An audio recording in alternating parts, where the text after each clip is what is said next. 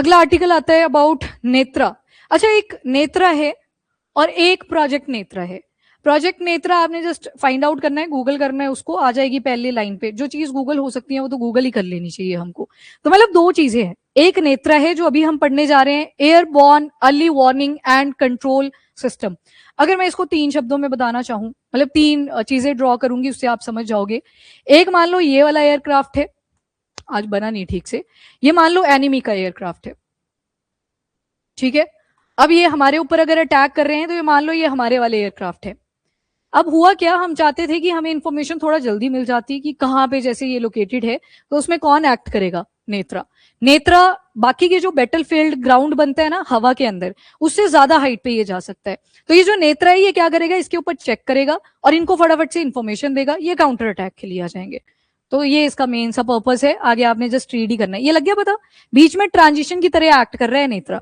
ये नेत्रा है और ये वाले अपने एयरक्राफ्ट हैं, वो एनिमी एयरक्राफ्ट है, ये शायद हमारे ऊपर अटैक कर सकता है।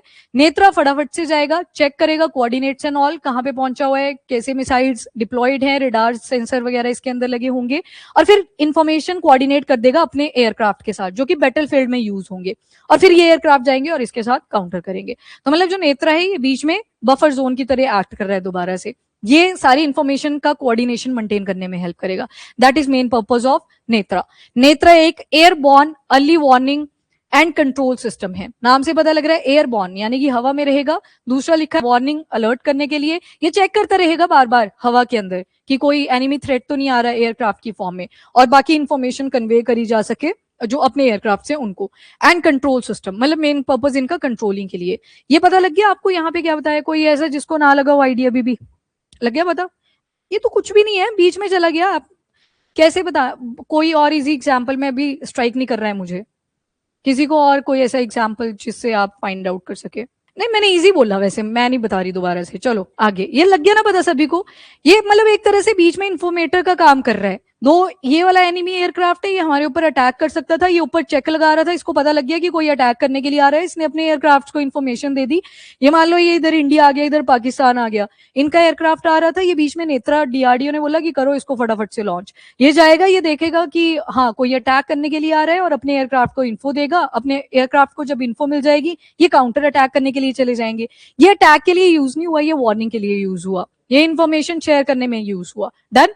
अब रीड कर लेते हैं इसको। इंडिया का indigenous Netra airborne early warning and control system है, और इसका फाइनल ऑपरेशनल जो क्लियरेंस है वो इसको दे दिया गया, तभी ऐसी फोटो फिर कैप्चर करी जाती है जो डीआरडीओ की टीम थी प्लस जो इंडियन एयरफोर्स जिन्होंने इसको यूज करना है फर्दर।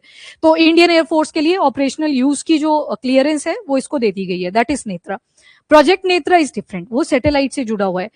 प्रोजेक्ट नेत्रा, नेत्रा मतलब आंखों को रिप्रेजेंट कर रहा है, ये भी आंख की तरह एक्ट करेगा, एक तरह से आसमान के लिए ये आंख की तरह एक्ट करेगा। सेम प्रोजेक्ट नेत्रा है, वो सैटेलाइट के साथ जुड़ा हुआ है, सैटेलाइट के थ्रू चेक रखना, ठीक है। तो उसको आप एक बार पढ़ेंगे। Netra airborne early warning and control system India का ये फर्स्ट ही है, इंडिजिनसली डेवलप है जो, और इसमें डीआरडीओ की भी कौन सी वाली ब्रांच आ गई, तो centre for airborne system, CABS, caps से याद रख लेना। तो centre for airborne system DRDO, इन्होंने इसको डेवलप करा। ग्लोबल कैपेबिलिटी अगर देखें जिनके पास ऐसे airborne early warning and control system available हैं, तो सिर्फ US, Russia, Israel and China, इसके बाद इंडिया आ चुका है 5th रैंक के ऊपर, जिनके पास ऐसी इंडिजिनस कैपेबिलिटी आ गई है, airborne early warning and control system capabilities. Aircraft ये देख लो यहाँ पे दोबारा से, ये एनिमी फाइटर जेट है, ये नेत्रा जो airborne early warning and control system है, और ये इंडियन फाइटर जेट्स हैं। ये बीच में क्या करेगा, ये देखो यहाँ पे रेडार बनाया हुआ है। रेडार का मतलब क्या होता है, कम्युनिकेशन करना, इंफॉर्मेशन कन्वे करना।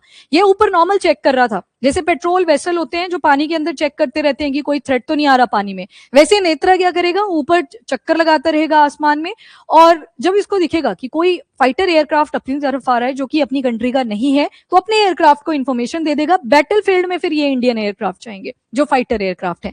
नेत्रा सिर्फ इन्फॉर्मेशन को कन्वे करेगा, ये फाइटर एयरक्राफ्ट नहीं है, तभी बोला इसको airborne early warning and control system. Brazilian Embraer EMB-145I aircraft के ऊपर इसे बनाया गया। मतलब जैसे घर होता है ना, घर के अंदर फर्नीचर आप रखते हो, तो वो जो घर है वो प्लेटफॉर्म है, उसके अंदर फिर आप बेड लगा रहे हो, अलमीरा लगा रहे हो, चेयर लगा रहे हो, टेबल लगा रहे हो, वो फर्नीचर है। तो वैसे अज्यूम करो ये जो घर है ये आ गई एयरक्राफ्ट की बाहर वाली बॉडी, जो कि ब्राजीलियन एम्ब्रेयर EMB145I के नाम से कोड दिया हुआ है इसको। तो इसकी बनी हुई है, प्लेटफॉर्म ब्राजीलियन मेड है, पर जो अंदर रडार लगे हैं, सेंसर्स लगे हैं, जो भी कम्युनिकेशन सिस्टम लगा है, जैसे घर के अंदर फर्नीचर, वो सारा क्या है, वो मेड इन इंडिया है। तो ये जो बॉडी है, प्लेटफॉर्म है, ये बाहर की है। और ये आई इन द स्काई की तरह भी एक्ट करेगा, क्योंकि ये डिटेक्ट भी करेगा, ट्रैक भी करेगा, आइडेंटिफाई भी करेगा और एयरबॉर्न एंड मैरीटाइम टारगेट्स को चेक भी करेगा। तो वो देखो यहाँ पे लिखा है, ट्रैक करेगा, डिटेक्ट करेगा, आइडेंटिफाई करेगा, मॉनिटर भी करेगा।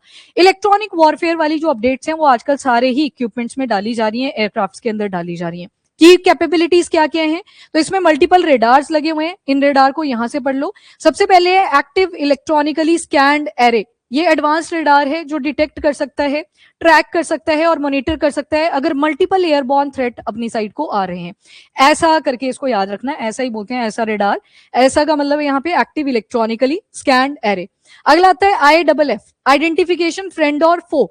क्या ये फ्रेंडली एयरक्राफ्ट है या फो का है, एनिमी का है, तो बस उसको आइडेंटिफाई करने के लिए आइडेंटिफिकेशन फ्रेंड और फो लगा हुआ है।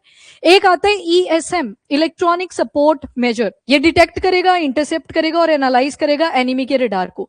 अब देखो यहाँ पे एक वर्ड यूज हुआ, इंटरसेप्ट, पर ये फाइटर एयरक्राफ्ट के साथ इंटरसेप्शन की बात नहीं करिए। इंटरसेप्शन मतलब किसी को इमोबाइल बना देना, वो एक्टिविटी नहीं करेगा। यहाँ पे रडार की बात हुई है, एनिमी के रडार की, उसको इमोबाइल करने की बात करी है, उसको काउंटर करने की बात करी गई है, पूरे के पूरे एयरक्राफ्ट को नहीं करी है।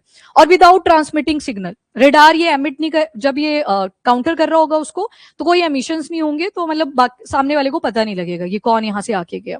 After that CSM, that is communication support major. ये इंटरसेप्ट करेगा और एनालाइज करेगा एनिमी कम्युनिकेशन सिग्नल को, जैसे रेडियो ट्रांसमिशन, इंटेलिजेंस गैदरिंग का जो काम रहेगा। जैसे कि बताया कि एनिमी एयरक्राफ्ट आ रहा था, फटाफट से उसको अकोमोलेट करा इन्फो को और वो प्रोवाइड कर दिया टुवर्ड इंडिया। अब ये सारे अगर नहीं भी याद रहे तो आप एटलीस्ट ये टर्म यूज कर सकते हो कि इसमें एडवांस्ड रेडार्स का यूज करा गया है। फॉर एग्जांपल ऐसा रेडार, एक एग्जांपल ऐड कर लेना, दैट्स इट, वो मोर देन इनफ है। Next is operational importance. तो रियल टाइम जो बैटलफील्ड अवेयरनेस है उसको ये रेज करता है, अर्ली वार्निंग प्रोवाइड कर सकता है। That is the main advantage of these airborne early warning and control system. Command and control का ये काम करता है, मतलब इंफॉर्मेशन इसी ने लाके दी। अब जो बाकी फाइट करने का काम रहेगा वो बाकी के फाइटर एयरक्राफ्ट्स का रहेगा। देन हिस्टोरिकल बैकग्राउंड देखें तो प्रोग्राम हमने ये अर्ली 1980s में शुरू कर दिया था प्रोजेक्ट गार्जियन के अंडर। और उस टाइम पे हम जो ब्रिटिश मेड HS-748 एवरो एयरक्राफ्ट था उसको यूज कर रहे थे। जैसे अभी ब्राजीलियन जो एम्ब्रेयर है उसको यूज करा गया है as a body of aircraft, उस टाइम पे ये ब्रिटेन का था, उसको यूज कर रहे थे। फिर ये प्रोजेक्ट रिवाइव करा गया दोबारा से 2004 में, जब अराकोनम जो तमिलनाडु में लोकेटेड है, माउंटेनियस एरिया है, 1999 में एक क्रैश हो जाता है। इसको भी चेक कर रहे थे, airborne early warning and control system ही यहाँ पे भी चेक करा जा रहा था, नेत्रा वाला। और इसके अंदर DRDO की टीम भी थी, इंडियन एयरफोर्स के पर्सोनल भी थे। क्रैश हो जाता है और क्रैश की वजह से वो सारे मार्टायर कर जाते हैं। ठीक है, तो दोबारा से इसको रिवाइव करा गया था 2004 में। ऑपरेशन में बहुत ज्यादा इंपॉर्टेंट रोल रहता है। अभी देखो, अभी जो क्लियरेंस मिली है वो ऑपरेशनल यूज के लिए मिली है कि अब इंडियन एयरफोर्स आराम से इसको यूज कर सकता है। पर इसकी टेस्टिंग एक बार ऑपरेशन सिंदूर के टाइम पे भी करी है, देन 2019 बालाकोट स्ट्राइक के टाइम पे भी करी है। क्यों? अर्ली वार्निंग को अटेन करने के लिए, कि इन्फॉर्मेशन हमें उसकी मिल सके। तो ये पहले भी यूज हो चुका है, अभी क्लियरेंस दे दी है कि अब फुल्ली ऑपरेशनल है। अब इंडियन एयरफोर्स को दिया जाएगा, 6 पकड़ा दिए हैं कि आप यूज करना इनको शुरू करो। सिग्निफिकेंस तो फुल कंट्रोल होता है इसका over software, source code, interface document, future upgrade, वो सारा इसके ऊपर ही रहेगा। इंडिजिनियसली इसको डेवलप करेंगे। 6 upgraded Netra Mark 1A system cabinet committee on security ने अभी अप्रूव करे हैं। अगला है नेत्रा Mark 2, ये एयरबस A321 एयरक्राफ्ट इसमें यूज होगा। एयरबस, ये कौन सी? एयरबस स्पेन के साथ ही इंडिया की जो टाटा कंपनी है ये C190 ट्रांसपोर्ट एयरक्राफ्ट भी बना रहे हैं, वो इंडिजिनस ही काउंट होगा, बेशक जो कोऑर्डिनेशन है वो फॉरेन कंट्री का है। तो ये वाले अभी आएंगे, ये फर्दर स्ट्रेंथन करेंगे हमारी एयरबॉर्न सर्वेलियंस को। तो ये भी आगे वाला जो प्रोजेक्ट रहेगा उसके अंडर रहेगा। तो ये नेत्रा था, प्रोजेक्ट नेत्रा इज डिफरेंट। ठीक है, तो कभी कल को दिख जाए सवाल तो कंफ्यूज नहीं होना है। नेत्रा ये वाला था जो आपने air warning early and control system के बारे में पढ़ा।